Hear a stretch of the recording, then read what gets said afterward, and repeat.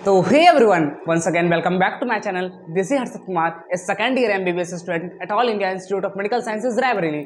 तो जिस तरह से इस टाइम पर आप सब लोग को फिजिक्स में काफ़ी ज़्यादा प्रॉब्लम आ रही है और उन्हें समझ में नहीं आ रहा फिजिक्स के कौन से टॉपिक्स को करें, कौन से टॉपिक्स को ना करें, किस टॉपिक को करने से हम फिजिक्स में ज़्यादा मार्क्स ला सकते हैं, और मतलब कुछ समझ में नहीं आ रहा क्योंकि हमें फॉर्मूला याद नहीं हो रहा है। और अगर आप फॉर्मूला याद कर भी लेते हो तो आपसे क्वेश्चन नहीं सॉल्व हो रहे। तो आज की वीडियो में मैं ऐसे फिजिक्स के 5 ऐसे टॉपिक्स को बताने वाला हूँ वो भी बस 5 मिनट के अंदर, जिससे नीट में क्वेश्चन आने की प्रोबेबिलिटी बहुत ही ज़्यादा हाई रहती है। तो अगर क्वेश्चन आने की प्रोबेबिलिटी बहुत ज़्यादा हाई है तो ये डेफिनेटली मैं कह सकता हूँ 5 में से 3 से 4 क्वेश्चन तो पक्का नीट में आएंगे ही आएंगे। तो आप इस वीडियो को बिल्कुल भी स्किप कर ही नहीं सकते यार, आपके लिए वीडियो बहुत ही ज़्यादा जरूरी हो जाता है। और ट्राई करना यार कि वीडियो के एंड तक बने रहना और कोई पार्ट को स्किप मत करना, और हो सके तो चैनल को सब्सक्राइब भी कर देना जिससे आने वाली वीडियो की नोटिफिकेशन तुमको मिलते ही रहे। तो इसी के साथ लेट्स स्टार्ट द वीडियो। तो हम पहले क्वेश्चन की बात करते हैं। तो पहला क्वेश्चन दिया गया है फोटो इलेक्ट्रिक इफेक्ट के ऊपर। तो देखो यार, इसमें दिया गया है कि सिल्वर मेटल है, इसकी थ्रेशोल्ड वेवलेंथ कितनी है, इतनी दी गई है, और एक हमने लाइट इजेक्ट किया उसका वेवलेंथ भी कितनी दी है, इतनी दी गई है, और पूछा गया वेलोसिटी ऑफ द इलेक्ट्रॉन हमसे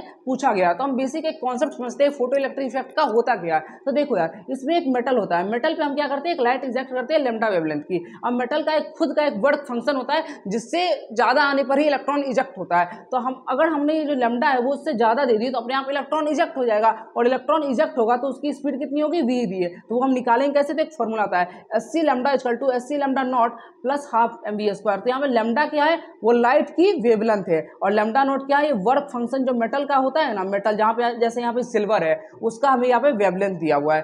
तो आपको बस वैल्यू पुट करना है, लैम्डा लैम्डा नॉट की वैल्यू पुट करनी है, एससी की वैल्यू तो फिक्स ही होती है, एम यहाँ पे मास ऑफ इलेक्ट्रॉन पुट करना है, और यहाँ पे v क्या होगा, v तो हमारा जो हमें निकालना है, तो v की वैल्यू पता चल जाएगी। तो बस यहाँ पे आपको एक बेसिक सी कैलकुलेशन करनी है और सारा क्वेश्चन अपने आप सॉल्व हो जाने वाला है। अब बात हम करते हैं सेकंड क्वेश्चन की ओर, जो लिया गया है ग्राफ के ऊपर। तो ग्राफ के लिए आपको p और लैम्डा के बीच में रिलेशन पूछा गया। p और लैम्डा का रिलेशन क्या होता है, p equal to h by lambda. आपने बस एक ही रिलेशन पढ़ा है पूरी फिजिक्स में, तो x is inversely proportional to y।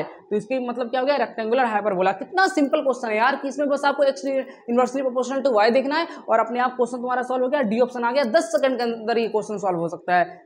और अब बात करते हैं थर्ड क्वेश्चन की, और जो लिया गया है यूनिट एंड मेजरमेंट के ऊपर। ये चैप्टर भी काफी ज्यादा इंपॉर्टेंट हो जाता है, लेकिन बहुत सारे लोग इसको इग्नोर कर देते हैं। तो प्लीज प्लीज प्लीज इस चैप्टर को इग्नोर बिल्कुल से मत करना।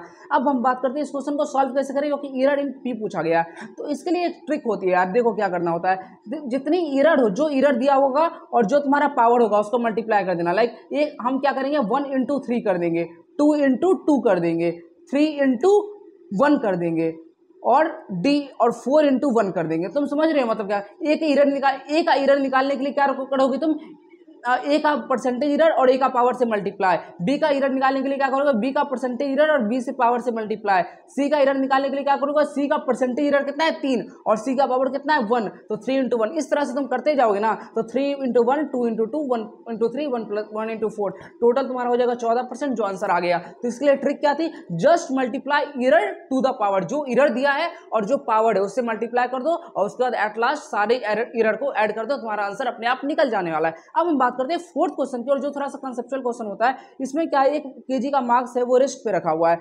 अब उस मास का क्या होता है, वो एक्सप्लोड कर जाता है m/5 मास में, और वो उसका स्पीड कितनी होती है, 30 metre per second, 30 metre per second. अब पूछा गया जो रेस्ट बचा हुआ मास है उसकी वेलोसिटी क्या होगी यार। तो सिंपल सी बात है कि स्टार्टिंग में मास रेस्ट पे था तो इनिशियल मोमेंटम 0, तो आपको यहाँ पे मोमेंटम कंजर्वेशन करना है, वो भी वेक्टर फॉर्म में, बस आपको इतना याद रखना है।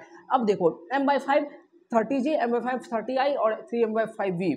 तो आप इसको इधर ले आओ, थोड़ा सा कैलकुलेशन कर लो और तुम्हारा आंसर निकल के आ जाएगा, v इक्वल टू 10√2। तो मेनली आपको ये कंसेप्ट होना चाहिए, जब मास एक्सप्लोजन का जो क्वेश्चन आता है इसमें आपको कंसेप्ट किस तरह से लगाना है ये आपको पता होना चाहिए। कि अगर जैसे हमें दिया गया 1 केजी का स्टेशनरी बॉम्ब था, वो 3 पार्ट में डिवाइड किया, 1:1:3, तो इसको हम लोग निकालना चाहे तो मास कितना होगा, m/5 और 3m/5। तो यहीं पे हमने यहाँ पे डिप्लीकेट कर दिया। उसके बोला है जो सेम मास है वो परपेंडिकुलर डायरेक्शन में मूव किया, तो m/5 को हमने क्या किया, परपेंडिकुलर डायरेक्शन में मूव करा दिया with the velocity of 30 metre per second. और उसके बाद हमने मोमेंटम कंजर्वेशन बस लगा दिया, जो मैंने आपको बताया ही, तो वो सिंपली आंसर भी निकल के आ गए। अब हम बात करते हैं लास्ट क्वेश्चन की ओर, जो लिया गया है डायपोल के ऊपर। तो पूछा गया है डायपोल को रोटेट कराने में कितनी एनर्जी लगने वाली है। तो इसका फॉर्मूला होता है जो आपको बिल्कुल से याद होना चाहिए, u = -p cos θ2 - cos θ1। यहाँ पे θ1 की वैल्यू वैल्यू कितनी दी गई है, अलाइन पैरेलल, पैरेलल मतलब 0, और थीटा 2 की वैल्यू कितनी दी गई है, 90 डिग्री। तो अब दोनों का क्या करना है, बस कैलकुलेट करें, u equal to minus p cos 90 minus cos 0, तो कॉस 0 की वैल्यू कितनी हो गई 1,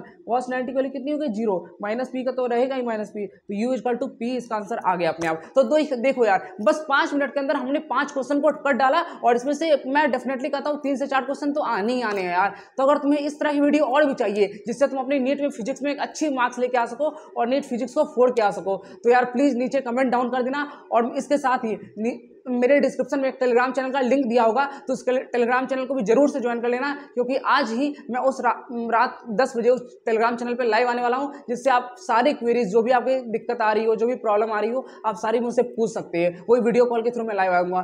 तो अगर आपकी वीडियो अच्छी लगी होगी तो इस चैनल को सब्सक्राइब कर देना, और इस वीडियो को लाइक तो कर ही देना, और अगर ऐसी और भी आगे सीरीज चाहिए तो कमेंट कर देना, तो और कुछ क्वेरीज है तो कमेंट भी कर सकते हो। तब तक के लिए मिलते हैं नेक्स्ट वीडियो में। Love you all, bye bye.